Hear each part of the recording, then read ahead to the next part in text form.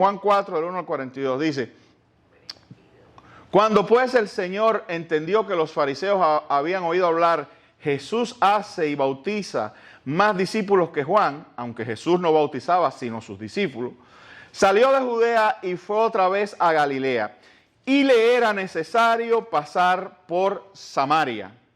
Vino pues a una ciudad de Samaria llamada Sicar, junto a la heredad que Jacob dio a su hijo José, y estaba allí el pozo de Jacob. Entonces Jesús, cansado del camino, se sentó así junto al pozo. Era como la hora sexta. Vino una mujer de Samaria a sacar agua, y Jesús le dijo: dame de beber. Pues sus discípulos habían ido a la ciudad a comprar de comer. La mujer samaritana le dijo: ¿cómo tú, siendo judío, me pides a mí de beber, que soy mujer samaritana? Porque judíos y samaritanos no se tratan entre sí. Amén.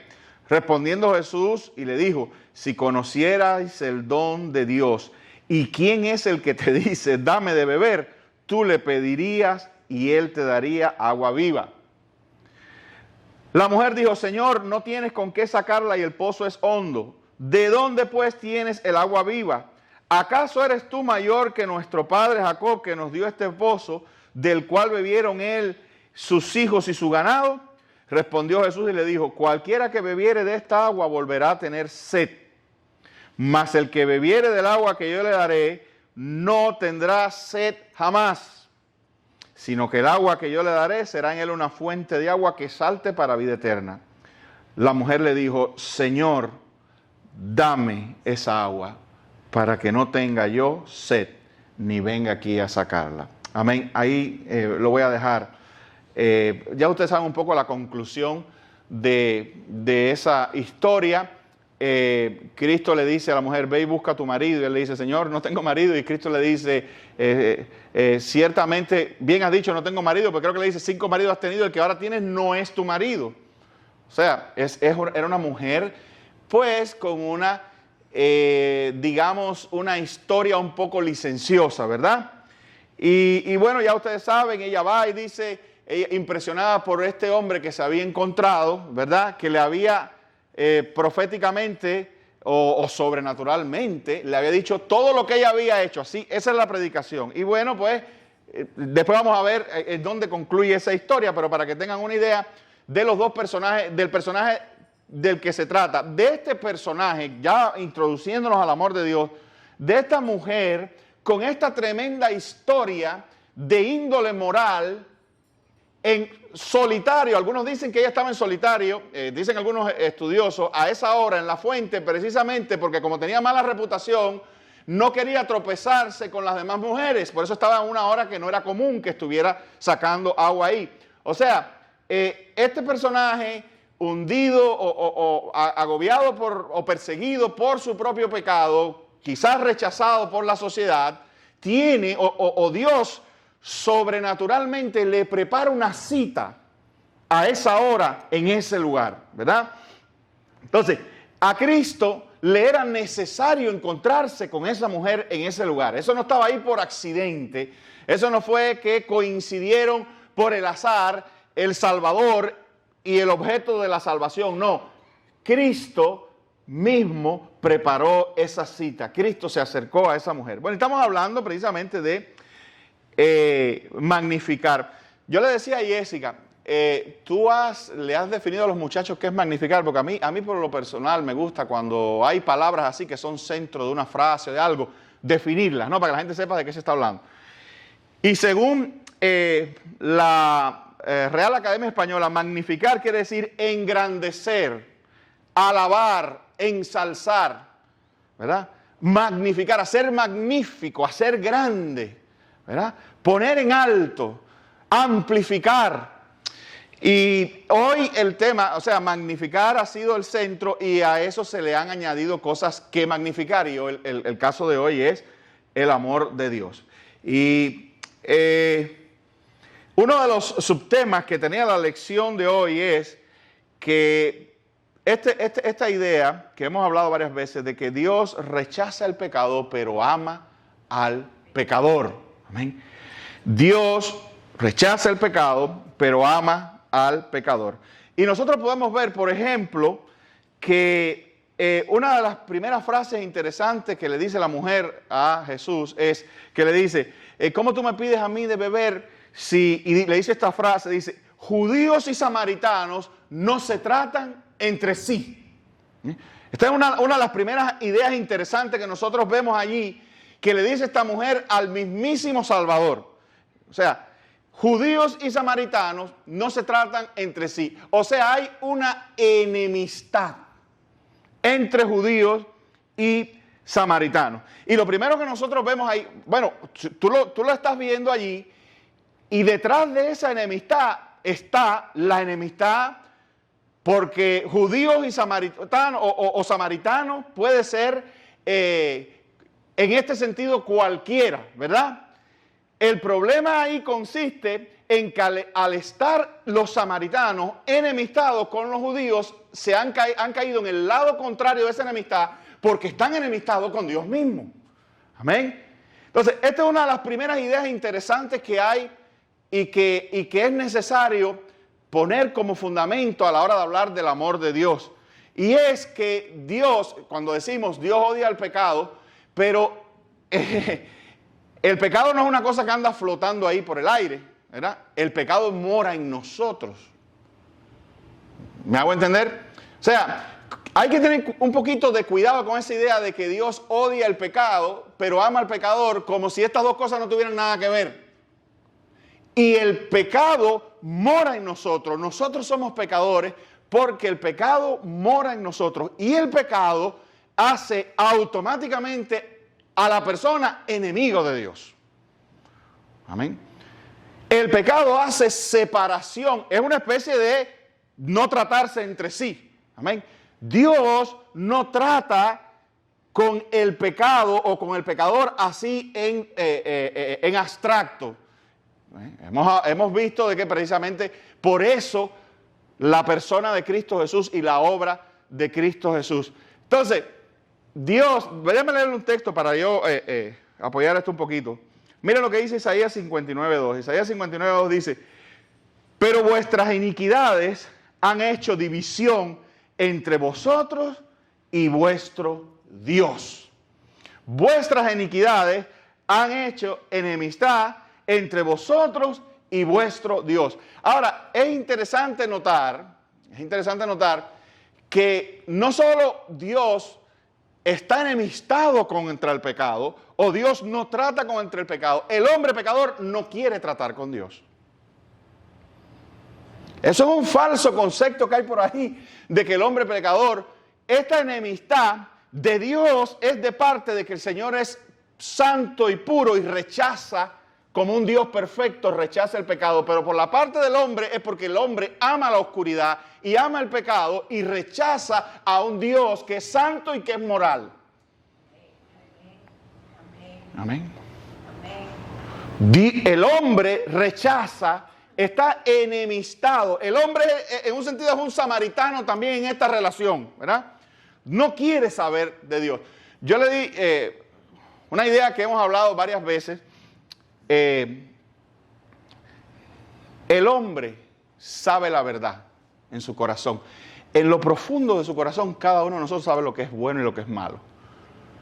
Lo que pasa es que dice la Escritura que el hombre suprime la verdad. Nosotros suprimimos la verdad, ahogamos la verdad y la tapamos entre otros argumentos. Amén. Entonces, el hombre está voluntariamente enemistado con su Dios. La Biblia dice que el hombre no quiere saber de Dios. Se ha descarriado. Para él, Dios es un impedimento. La verdad de Dios, la santidad de Dios, la palabra de Dios es un impedimento para que el hombre, ¿verdad?, ande en pecado. Entonces, pastor, ¿y por dónde vemos el amor de Dios? Precisamente el amor de Dios lo vemos en que a pesar de esa enemistad en el corazón del hombre, a pesar de que Dios no puede tolerar el pecado, Dios en Cristo Jesús resuelve ese problema. Dios en Cristo Jesús justifica al hombre difiriendo la condenación, difiriendo la culpa, la sentencia en Cristo Jesús. Amén. Entonces, Cristo Jesús se está acercando aquí a personas por las que Él va a dar su vida. La razón por la que Cristo puede acercarse a esa mujer y hablar con ella y mostrar el amor de Dios es porque está listo, está preparado. Ella no lo sabe, pero está hablando con aquel que va a morir por él, por ella y por cada uno de nosotros. Entonces, ese es el amor de Dios, que, como dice el texto, aún siendo nosotros pecadores, Cristo murió por nosotros. Pero tú sabes el twist que tiene esto. Dios podía, cada uno de nosotros, dejarnos en condenación y mandarnos para el infierno. ¿Y dónde hubiera estado la injusticia? En ningún lugar. En ningún lugar. Mira el amor de Dios. Mira el amor de Dios. El amor de Dios es que Dios podía haber decidido: esta raza humana no sirve, se ha perdido, está contaminada completa. En mi perfección, en mi suprema justicia, declaro a todos muertos y perdidos, todos separados de mí, porque acabo de leer el texto que dice, han hecho separación, ¿verdad? Separados por la eternidad de mí, y ni una sola injusticia hubiera sido cometida. Ni una sola. O sea, lo que te quiero decir es que Dios justamente, justa y perfectamente, pudo habernos mandado a todos al infierno y haber exterminado completamente o haber separado completamente la raza humana de sí mismo, y no hubiera pasado nada. Los ángeles hubieran dicho: santo, santo, santo, gloria a ti por las edades, has hecho lo justo. Entonces, engrandece el amor de Dios en el sentido de que Dios decide salvar la humanidad mandando a Jesucristo a morir por ella sin tener que hacerlo. Eso. Ahora, cuando tú ves este panorama tan maravilloso y dices, ¿cuál fue el motivo por el cual Dios decidió este plan de salvación mediante el cual un cordero sin mancha, un hombre sin mancha, un hombre perfecto tenía que venir a morir por los pecadores? ¿Qué fue lo que pasó? ¿Qué es lo que encontramos de fondo? El amor de Dios. Amén. Por su amor, por su puro amor. ¿Qué es lo que dice Efesios? Cuando dice en amor habiéndonos predestinados. En amor.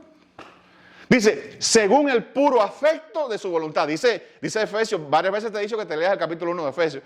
Dice, en amor habiéndonos predestinado a ser adoptados hijos suyos, según el puro afecto de su voluntad. ¿Tú sabes lo que es una cosa pura? ¿Qué es una cosa pura? Una cosa que no está mezclada con nada. El amor de Dios que brotó de la divinidad para salvarte a ti fue puro, no tenía ninguna motivación. Había una motivación en la divinidad, no nos ha sido revelado, pero ¿qué es lo que no era? No era ni que tú eras más lindo, ni que tú eras más bueno, ni que el pueblo de Israel era más bueno, ni que Dios vio que tú eras inteligente, absolutamente nada. Entonces la grandeza del amor de Dios en la salvación está que Dios decidió de sí mismo amarnos y salvarnos, aun cuando nosotros no teníamos nada, absolutamente nada, que motivar ese amor. Al contrario. Al contrario. Por eso los salmos están llenos de esas expresiones. ¿Quién soy yo para que tú? Yo que era un perro muerto. Yo que en maldad he sido concebido. Porque es la toma de conciencia del ser humano de lo indigno que es. Y aún así ha sido objeto del amor de Dios. Ahí está la grandeza. ¿Cómo un Dios santo ama a alguien como yo? Ese es el amor de Dios. ¿No te acuerdas aquel coro de niño que cantábamos? Que decía, cuán grande es el amor de Dios. Dice, es más alto que no puedo ir arriba de él. Más al lado que no puedo ir afuera de él. Tan grande, no sé qué cosa. Tan grande es el amor de Dios. ¿Verdad? Ese es el asunto, que no tenemos categoría para explicar el amor de Dios. Porque tú puedes decir, mira, toda la gente que te ama a ti tiene un motivo. Toda la gente que te ama a ti tiene un motivo. Y toda la gente que tú amas, tú los amas por una razón. Tú no amas un abstracto. Tú no amas una cosa así como una nebulosa, ¿no? Tú amas a alguien que lo amas o bien porque es familiar tuyo y estás conectado sanguíneamente con él. Lo amas porque hay algo, virtudes de él, morales o virtudes de características que te atraen. O lo amas porque hay algo físico en él que te atrae. Siempre hay un motivo. Lo amas porque es una persona de un carácter intachable o quizás un bien portado. O como decimos, él es un buen muchacho, una buena muchacha. Siempre hay motivos. Pero cuando tú te preguntas, ¿por qué Dios me ama? No hay respuesta para eso. Es como si Dios te dijera, porque sí. ¿Pero por qué? ¿Por qué? ¿Por qué? ¿Qué hay? Es que yo te fui sin... No, al contrario. Mi amor es puro, brota de mí. Originalmente hay un origen en mí en el amor que te tengo a ti. Y no es para nada por ti. Es porque Jehová te quiso amar. ¿Tendremos respuesta un día para eso? Probablemente en la eternidad. Pero Dios es bueno. Y tú fuiste objeto de esa bondad. Sin merecerlo. Siempre sin merecerlo. Entonces, Jesucristo le dice a la mujer, si conocieras el don de Dios y quién es el que te dice dame de beber, tú le pedirías a él te daría. El don, el regalo. Dios te da a Jesús por amor. Jesús es el don. O sea, Cristo lo que le está diciendo, si tú supieras ahora mismo el regalo que Dios te ha hecho en que yo me encuentre contigo, tú me pedirías a mí que fuera tu Señor, ¿verdad? Que te diera de las aguas de la eternidad, que te enseñara el conocimiento que lleva a la salvación. ¿A que tú nunca te has pensado en eso? ¿Cuál es el don de Dios? El don de Dios es ese bendito día que te encontraste con Cristo Jesús. Ese es el don. El don de Dios es la verdad de Cristo Jesús iluminada en tu mente y en tu corazón. Que las cuestiones de Cristo dejaron de ser un misterio, una tiniebla y se esclarecieron para ti. Amén. Y Cristo le está diciendo, si tú supieras que en este momento Dios te está visitando. Y si tú supieras que todo esto no es otra cosa que la materialización de eso que llamamos el amor de Dios desde antes de la fundación del mundo. Dios amaba, ¿desde cuándo amaba Dios a esa samaritana? Desde el principio de la fundación del mundo. Pero ella vivió muchos años sin saber lo que le venía. Igual que tú, igual que yo. Ella vivió años incluso practicando pecado y haciendo cosas que la hubieran hecho. A ver, si nosotros pudiéramos visto la historia de la mujer samaritana, si fuéramos contemporáneos con ella, probablemente la hubiéramos descalificado para ser de la gente de Dios, del objeto del amor seguidora de Cristo. Lo hubiéramos descalificado. Cristo se va a fijar en... Pero ¿cuántas veces te han descalificado a ti y a mí, verdad? Amén.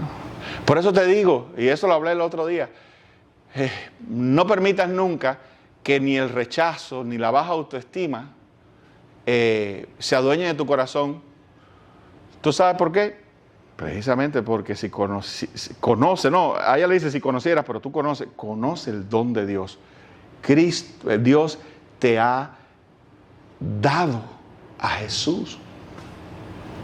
Lo ha entregado a ti y por ti. Amén. Entonces, si conocieras el don de Dios, amén.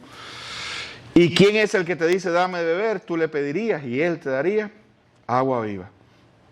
Mira esto, hermano, mira el don. Oye esto. Este texto tú lo conoces hasta la saciedad. Bienvenida.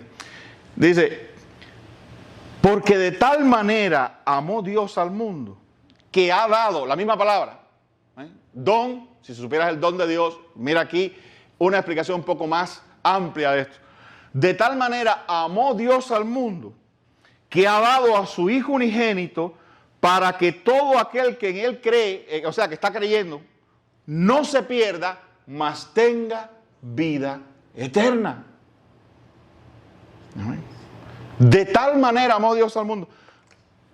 ¿Tú quieres que te diga una cosa? Yo sé que la teología moderna e influenciada por corrientes raras te dice a ti que Dios está frotándose las manos para venir y acabar con este mundo en un momento.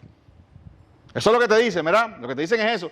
Que Dios va a venir y va a hacer llover fuego y va a coger los cristianos y se los va a llevar para allá y va a agarrar aquí a todo el mundo y lo va a machucar y va a acabar con esto y va a destruir todo y esto va a ser aquí un caos, el apocalipsis now. Eso no es lo que dice la Escritura. La Escritura dice que Dios va a venir a salvar el mundo. Este es su mundo, no es el de Satanás. Esta es la creación de Dios y Dios va a venir a salvar su creación. Pastor, usted me está hablando de universalismo. No. Van a haber gente condenada que van a ir al infierno. Todo el mundo va a responder ante Dios y el que sea encontrado sin Cristo, sin estar conectado a Cristo, se va a perder. Pero lo que te quiero decir es que en un sentido total y panorámico, Dios viene a salvar el mundo. Para más la Biblia lo dice, cielo nuevo y tierra nueva. Esto va a ser transformado. La cosa es aquí, no allá.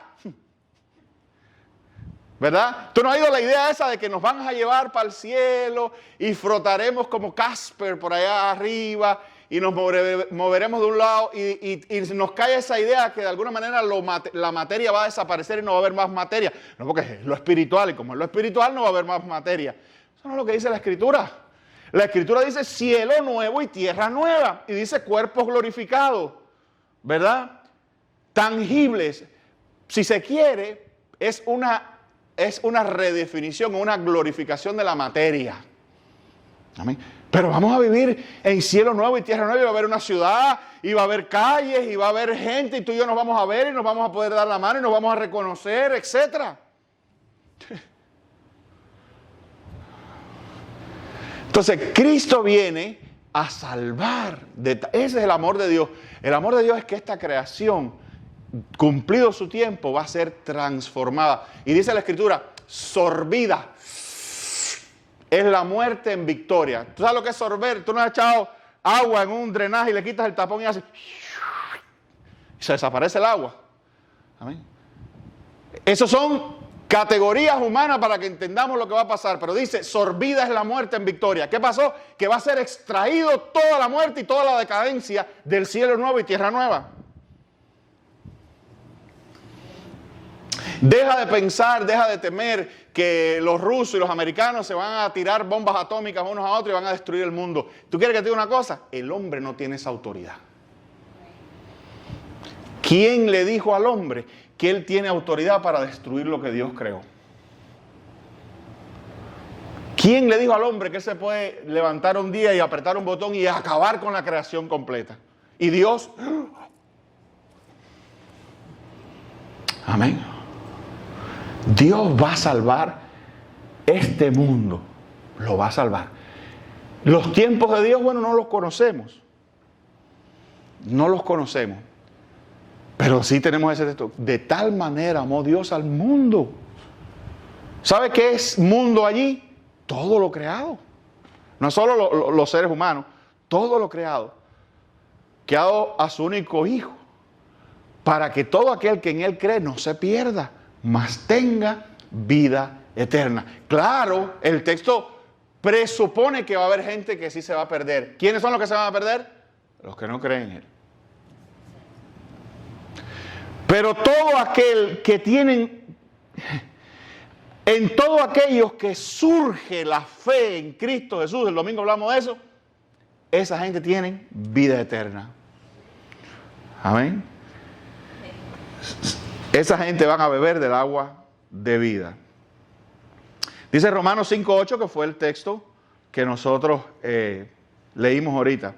Mas Dios muestra su amor para con nosotros. Es muy importante las palabras allí. Muy, muy importante. Dice, mas Dios muestra su amor para con nosotros.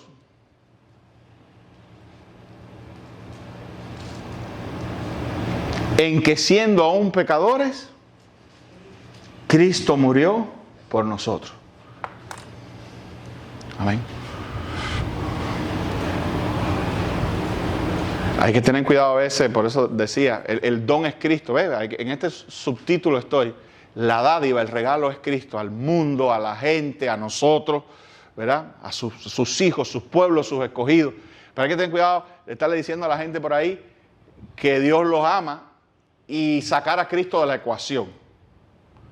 Ese es el humanismo medio tontorrón, políticamente correcto hoy, de estarle diciendo a todo el mundo para hacerlo sentir bien, para traerlo que Dios lo ama y sin explicarle bien la cosa. Sin explicarle que Dios te ama. Pero su amor inevitablemente, inexorablemente te atrae hacia Jesús. Así que si no te interesa a Jesús, no le esté diciendo a la gente. Si a la gente no le interesa a Jesús, no le esté diciendo que Dios los ama. Me refiero, quiero decir, a esas personas que son contenciosas con las cosas de Dios y tú para que se sienta bien le dices, no, pero sabes que Dios te ama. Dios te ama, pero costó caro ese amor. Muy caro. La muerte horrible en una cruz del sustituto, del receptor de toda la ira y la sentencia del pecado que tú y yo merecíamos. Dios la difirió, la desvió a Cristo Jesús. Eso es importante. No digo que está malo que tú le digas a la gente Dios te ama, pero siéntate y explícale con más calma, ¿no? Para que entiendan. Para que entienda que no es, ay, voy a salir a hacer lo que me dé la gana porque como Dios me ama. ¿Verdad? Tengo 3 mujeres, pero Dios me ama. ¿Verdad? Soy un mentiroso de primera, pero Dios me ama.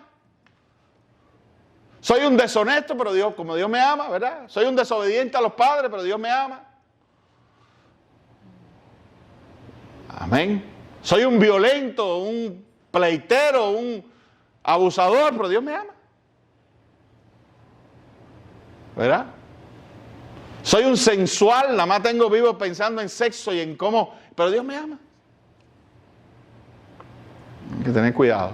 Todo eso éramos concedidos, la Biblia lo dice. Pero nosotros hemos creído que Cristo es nuestro sustituto, que Cristo es nuestro Salvador, ¿verdad? A ti a veces no te parece que... mira, a ver cómo pongo esto, para que se entienda bien. Balance, sabiduría. Amén. Y recuérdate esto. Recuérdate esto para siempre. Predica, habla, pero recuerda que quien salva es el que le salió a la samaritana. Amén. Ese es el don. Tú no eres el don. Yo no soy el don de Dios para ti. No. El don es Jesús. No te ofrezcas a ti, ofrécele a Cristo. Amén, querido. Amén. O en cualquier momento lo dejamos aquí porque viene. Entonces, bien, creer en Jesús es vivir eternamente. Eso es lo que Cristo le dice. Yo quiero que tú sepas que esta conversación entre Cristo y la samaritana está llena de metáforas que tienes que entender. No es que Cristo traía un jarro de agua viva escondido por ahí de la fuente de San Agustín que andaba buscando Ponce de León. No, es una metáfora a la eternidad. Y es una metáfora, si tú quieres esta agua, es una metáfora a la fe, al don, a la relación, a la conexión con Cristo Jesús que Él está ofreciendo a la samaritana, cuya conexión te va a conceder la vida eterna. Si tú supieras que pedirme a mí que sea tu Señor, que te incluya en aquellos que yo he venido a buscar, te va a hacer como un agua eterna, de vida eterna. Amén.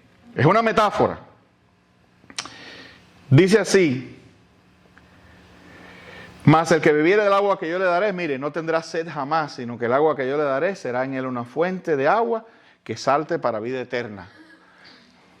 No tendrá sed de encontrar cosas que no perecen, que no se acaban. No sé si a ti te pasa eso, ¿no? Una de las frases un poco melancólica, ¿no? Pero melancólica desde la perspectiva de la eternidad. Ustedes saben que a mí me gusta mucho John Piper, el pastor Piper. Para mí es uno de los gigantes. Y Piper decía: no es verdad que la vida da esa sensación de una serie de capítulos que se van cerrando y al final nos van dejando todos con una tristeza porque queremos seguir, ¿verdad? Tremendo. Él lo dijo en inglés, es más bonito, ¿no? Pero era esa la idea de que, y lo dijo ya con 70 y pico de años este gran pastor.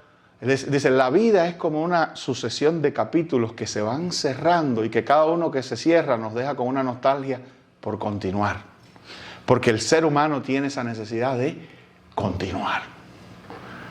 Amén. Un ser querido, una relación que se rompe, una temporada que termina, una edad que pasa, son como esos capítulos, ¿verdad?, que se cierran y uno quiere continuar. Por ejemplo, yo tuve 20 años y ese capítulo se cerró, ¿verdad? Todos tuvieron 20. ¿Verdad? Y se cerró. Pero yo quería seguir teniendo 20 años. De hecho, todavía quiero a veces tener los 20 años, porque ya ni veo bien y digo, ¿dónde se fue mi vista? Ayer mismo, sin ir muy lejos, yo estaba mirando la televisión y yo no veía bien las letras, las veía borrosas y decía, pero Dios mío, ¿dónde está mi vista? ¿Dónde se fue mi vista? ¿Verdad? Pero ¿cuántas? No tuviste un momento, digamos, en un setting, en una atmósfera, ya sea laboral o lo que sea, y sin embargo ese capítulo se cerró. Y tú dijiste, ay, yo hubiera querido. O el capítulo más triste, cuando se cierra el capítulo de alguien amado, ¿verdad?, con el que tú hubieras querido continuar y no se pudo, se cerró. Y queda esa nostalgia. Porque tú y yo tenemos eso dentro que se llama eternidad. Eclesiastés lo dice. Eclesiastés lo dice. Eclesiastés dice que Dios puso eternidad en nosotros. No lo sabemos entender, pero tenemos una increíble sensación de continuidad dentro de nosotros, de seguir, de que las cosas no terminen, no se acaben. Y una tremenda resistencia a nuestro propio capítulo que se va cerrando. Porque parece no tener sentido. Parece no tener sentido con lo complejo que yo y que tú eres como ser humano y que nada más tenemos una sola vida.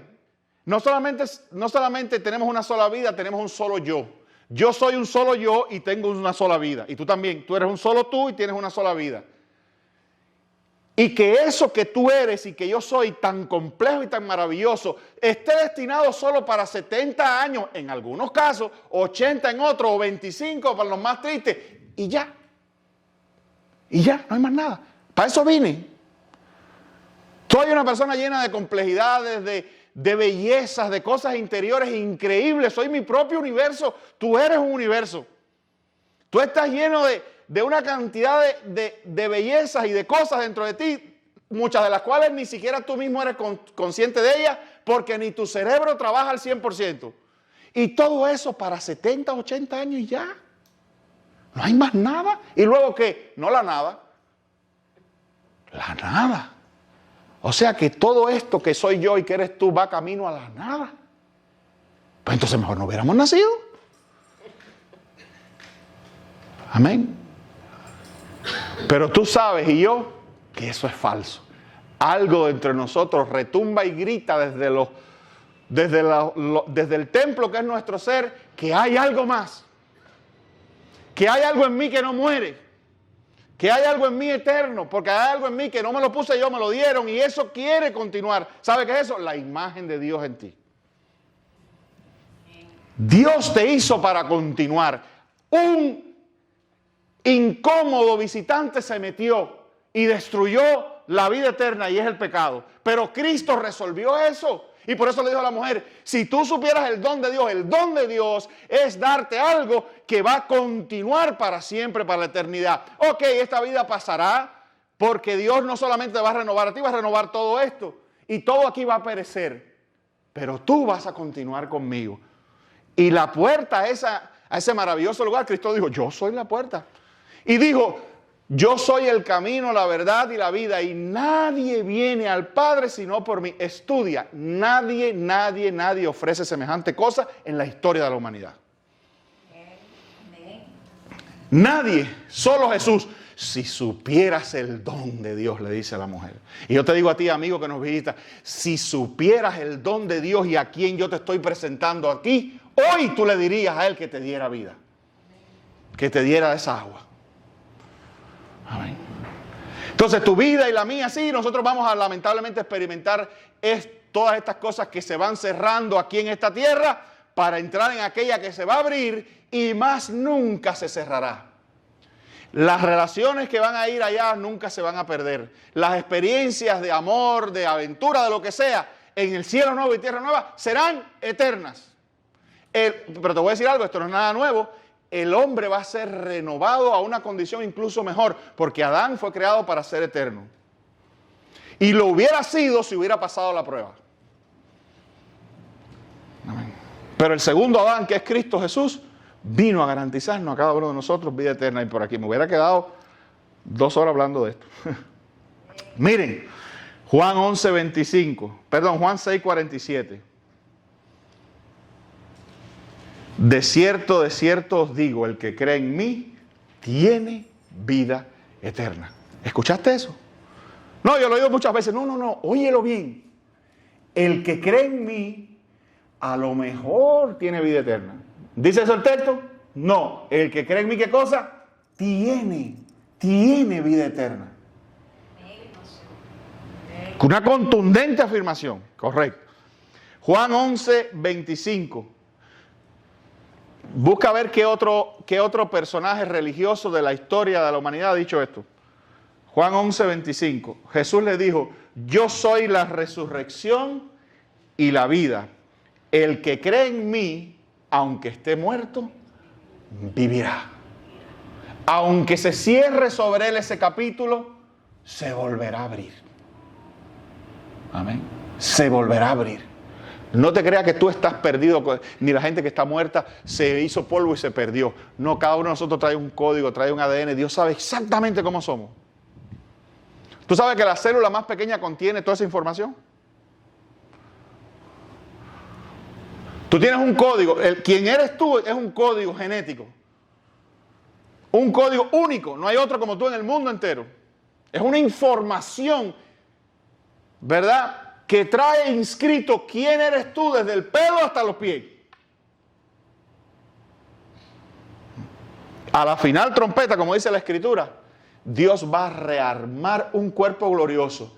Y tu alma que va a estar en su presencia, que no muere, va a ser depositada otra vez en el cuerpo nuevo. Esa es la resurrección, que se llama cuerpo glorificado. ¿Por qué? Porque es una materia que no sabemos. O sea, lo único que sabemos es que es glorificado, que es gloriosa. No es material, es gloriosa. No es biológica, es gloriosa. Cielo nuevo, tierra nueva, cuerpos nuevos. Y ese que eres tú, tu alma, se va a sentar sobre ese nuevo cuerpo que Dios va a hacer para ti. Semejante al de Cristo Jesús en la resurrección. Y se acabaron los cierres. Se acabaron. Amén. Yo soy la resurrección en la vida. El que cree en mí. 2 cosas importantes. Creer en Él. Bien. ¿No vienen todavía los niños? Bueno. Bueno, yo sigo aquí. Déjame darte esta conclusión y esta aplicación. Porque fíjate el tema. El que cree en mí. El que cree en mí. ¿Qué es creer en Él? Creer en Él es una iluminación. Es una transformación acompañada de una iluminación. Porque ahora todo el otro le dice a la gente que cree en mí y la gente dice, Cristo el lindo, Cristo el rubio, suizo ese que anda por ahí, yo creo en eso, pastor, ya soy salvo. No es una iluminación. Es como, siempre hago esto. si es como entrar a este lugar oscuro y que de momento prendan la luz. ¿Qué es lo que trae la luz?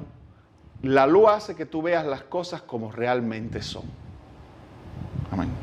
Yo te puedo decir a ti, oye, allá afuera, ¿no? Cuando esto está oscuro, te digo, mira, allá adentro hay allá adentro de esa habitación hay 5 elefantes.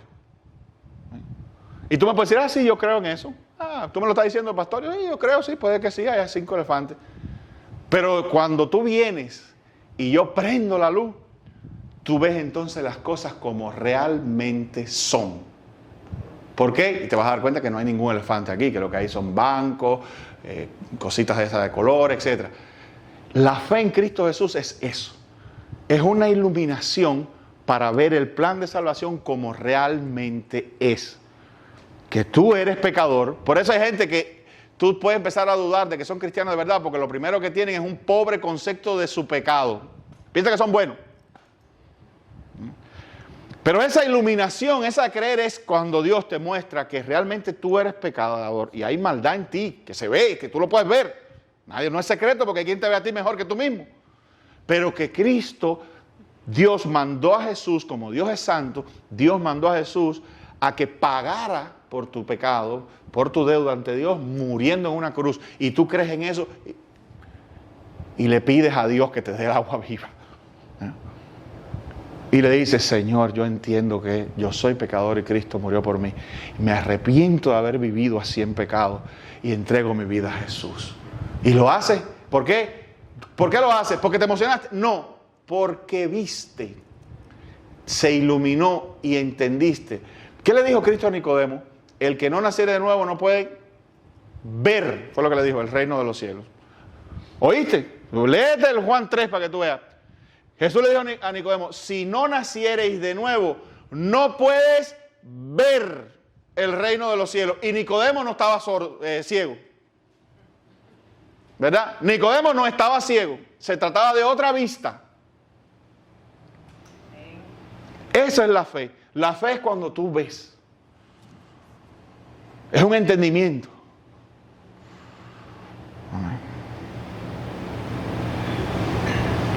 Es un entendimiento.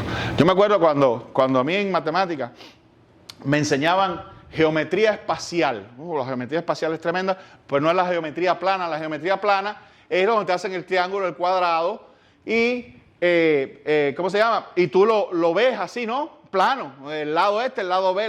No, la espacial es cuando el objeto está en el espacio. Y tú tienes que imaginarte no solo lo que se ve en el plano, que es a largo, ancho, lo que sea. Tienes que imaginarte la profundidad porque está en el espacio. Por eso es complicada ¿cómo se llama? La geometría espacial. Pero digamos, esto más o menos es como un cuadrado medio. Si yo lo veo así, yo estoy viendo el largo y el ancho. Esa es plana. Pero en la espacial yo tengo que imaginarme que tiene profundidad también. Y a veces el problema es, calcula la distancia del lado este a este. Pero tú no lo estás viendo, pero tienes que imaginártelo. Porque está en el espacio, por eso se llama geometría espacial. El espacio quiere decir que lo tienes que ver así. Y viene, y tú te enseñan eso y no le das, hasta que alguien viene y te explica y te dice, no, es que está en el espacio. Y de momento como que hace sentido. Y tú lo ves. ¿Me hago entender, hermano? Lo ves. Así es la fe. Amén. Entonces, pídele a Jesús, con esto termino, que te perdone y te salve del pecado. La mujer le dijo, Señor, dame de esa agua. En algún momento se acabaron las timideces. En algún momento tienes que decirle de corazón a Jesús, Jesús, sálvame por favor. Jesús, dame de ti, aquí estoy. Jesús, yo sé que tú moriste por mí, te entrego mi vida, te entrego mi corazón. Define mi historia a partir de aquí. Tienes que decírselo. Yo no lo puedo hacer por ti, ni el amigo lo puede hacer por ti. Tienes que tú decírselo a Jesús. Amén. Lucas 7, del 48 al 50. Y a ella le dijo, tus pecados te son perdonados. Y los que estaban juntamente sentados a la mesa comenzaron a decir entre sí, ¿quién es este que también perdona pecados? Pero él le dijo a la mujer, tu fe te ha salvado. Ve en paz. Lucas 23, 42 al 43, y dijo a Jesús, este es el ladrón en la cruz, muriéndose ya con minutos, y dijo a Jesús, acuérdate de mí cuando vengas en tu reino. Ve que le tuvo que decir algo. Entonces Jesús le dijo, de cierto te digo que hoy estarás conmigo en el paraíso. Juan 1:12, mas a todos los que les recibieron, a los que creen en su nombre, les dio potestad de ser hechos hijos de Dios. Potestad de ser. Qué cambio, ¿verdad? De hijo del mundo, de tu padre quizás, a hijo de Dios. Amén. Entonces, y por último, magnificar el amor de Dios. Hay un trabajo que hacer. Otra definición de magnificar es amplificar. Amplificar. Magnificar a Dios no es lo mismo que mirar por un microscopio o una lupa. Una lupa magnifica cosas pequeñas, ¿verdad? Con una lupa vemos cosas pequeñas grandes. Pero magnificar a Dios es como un telescopio. Con un telescopio vemos Neptuno, que es enorme, y lo hacemos cercano. Magnificar el amor de Dios es hacer precisamente algo grande cercano a la gente. Tú vas a ser el telescopio de Dios. ¿Ay?